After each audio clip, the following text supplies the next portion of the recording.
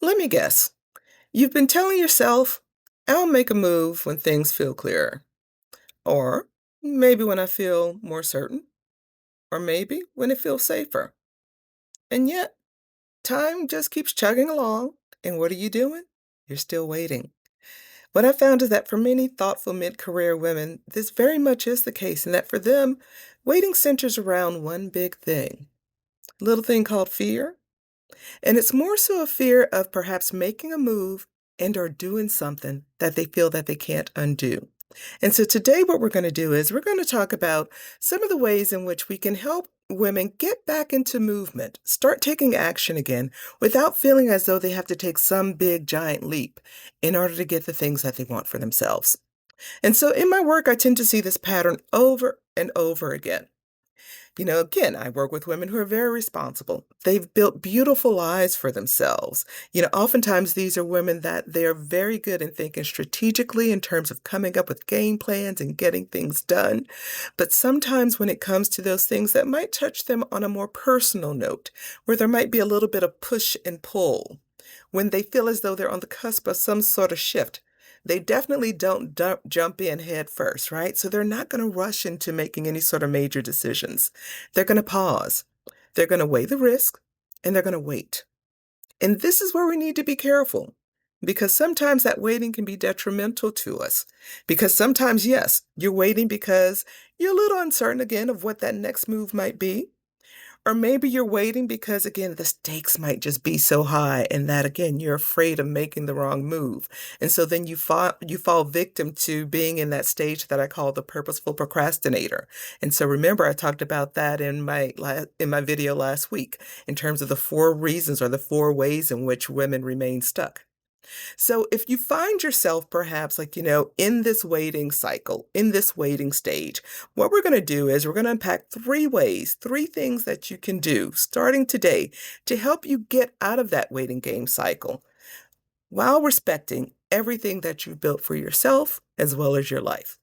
So the first way in which we're really going to kind of get out of that waiting game is you're going to make your decision private. Yes. What do I mean by this idea of making the decision private? One of the reasons that I found that we wait so long is because we think we need to decide something right away, right? And so if we don't think that we have to make that decision right away and figure out some sort of path of action, we feel as though perhaps other people are expecting us to really make a move right away. And the thing is, our moves don't necessarily have to be visible. Not everybody needs to know your business. You don't need to make a big major announcement in terms of what it is that you're wanting to do and what your next move may be. It is okay for you to keep it private. You are allowed to decide something for yourself without anyone else knowing. So I want you to ask yourself, what feels true for me right now that I haven't given myself permission to name yet? So I'm going to repeat that because that's a very weighty question. What feels true for me right now that I haven't given myself permission to name yet? And so, in the naming of whatever it is, this is going to be one of the things that's going to help you to free yourself. And so, it's this idea of just knowing that, again, you can keep these things private. You don't need to act on things immediately and you don't need to share them. But it is going to be important for you to really get honest with yourself and get true to the fact of what exactly is it that is true for you right now, that you know that you want, that you haven't allowed yourself to even speak it into existence. That's what we're asking for right here. All right, let's talk about way number 2. Way number 2 is we need to separate exploration from commitment. And so another reason why women stay stuck is because they confuse this thing called exploration with commitment. Let's think about what exploring is. Exploring is just simply learning. Committing is where the decisioning is happening. That's where the deciding is happening. And so you don't need clarity in order to explore. Because what starts to happen is that the clarity starts to come through the exploration. And so for many of you, exploration might look like taking a class or a workshop. without necessarily even knowing what you're going to do with that information. You just know that perhaps there might be a little something in there. Again, you're just exploring. Or maybe your exploration might be you have an idea that you've been sitting on, and maybe you just test it quietly. Again, you don't have to tell the world. You don't have to tell anyone. You can do this in private. And maybe sometimes, like that exploration might be okay, I'm going to come up with a certain timeline and I'm going to test something out or I'm going to do something.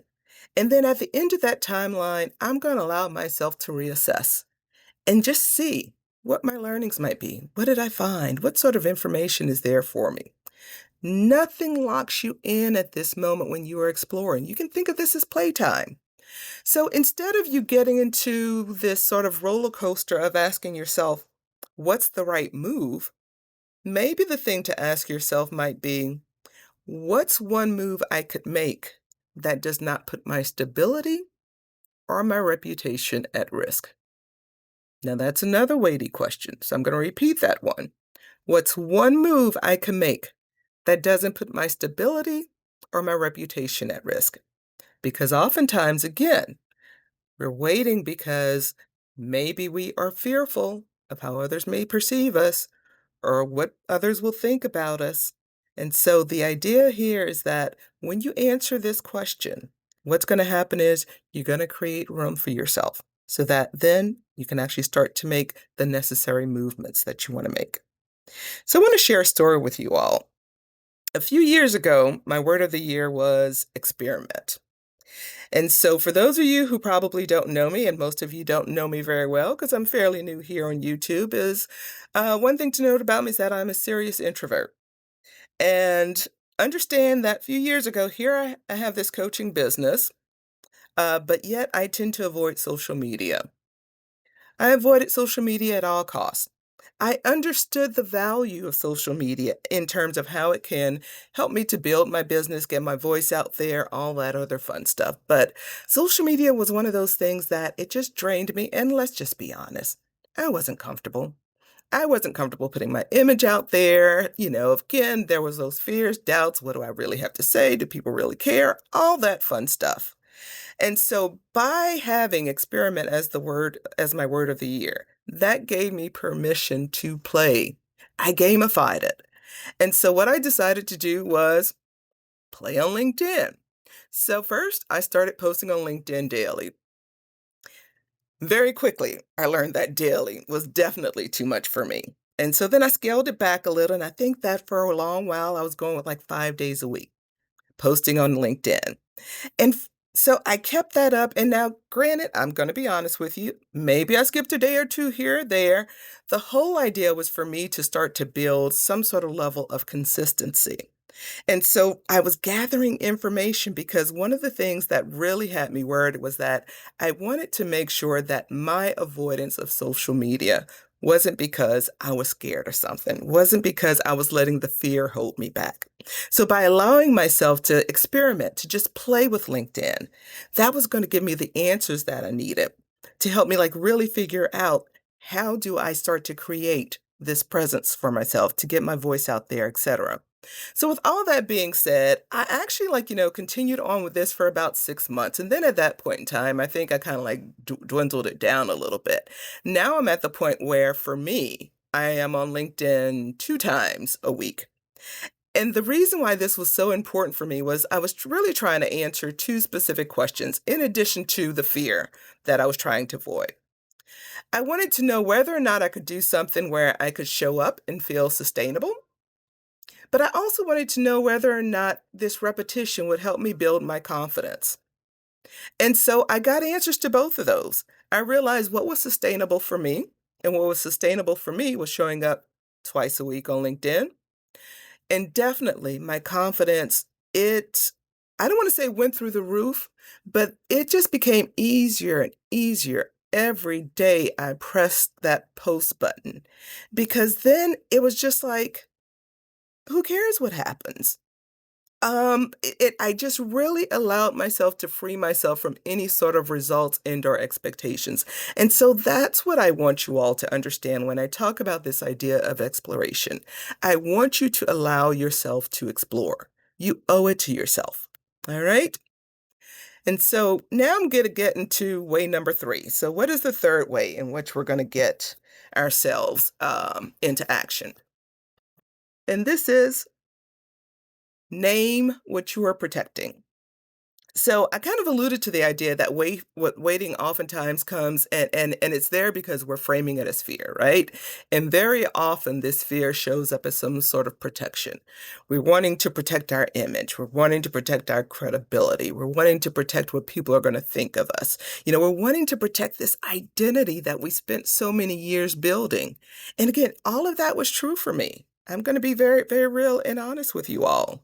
It wasn't just about the discomfort. Yes, I was uncomfortable. Yes, I don't really like being, didn't like being on social media like that.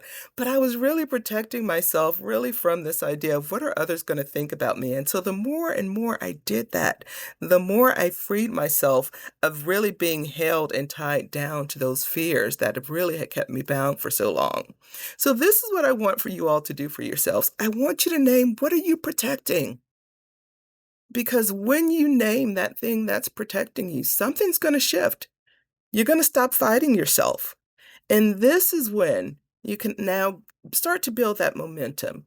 Get into action, get into those movements that really are going to allow you to honor who you are as well as the person that you are becoming.